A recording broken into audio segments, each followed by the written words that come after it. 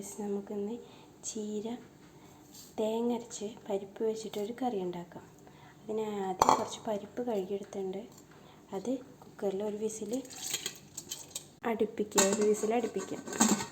പരിപ്പ് വെന്തിട്ടുണ്ട്. ഇന്ന് നമുക്കിതിലേക്ക് ആവശ്യത്തിന് ഉള്ള കുറച്ച് വെള്ളവും ചീര വേവാനുള്ള വെള്ളം ഒഴിച്ചു കൊടുക്കണം. വെള്ളവും 3 പച്ചമുളകും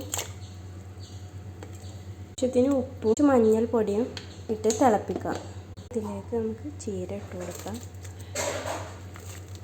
നമ്മൾ തേങ്ങ അരച്ചത് ഒഴിച്ചു കൊടുക്കുക. തേങ്ങയും വെള്ളവും കൂടി അരച്ചത് ഒഴിച്ചു കൊടുക്കുക. വെന്തതിന് ശേഷമാണ് നമ്മൾ തേങ്ങ അരച്ച് ചേർത്തത്. ഇനി നമ്മൾ ഇതൊന്ന് തിളച്ചതിന് ശേഷം ഫ്ലെയിം ഓഫാക്കുക. ആവശ്യമായിട്ട് വറവിടാൻ വേണ്ടിയിട്ട് ഒരു ഇത് ഒഴിച്ച് ഉള്ളി വറവിടും. ഉള്ളി മൂത്ത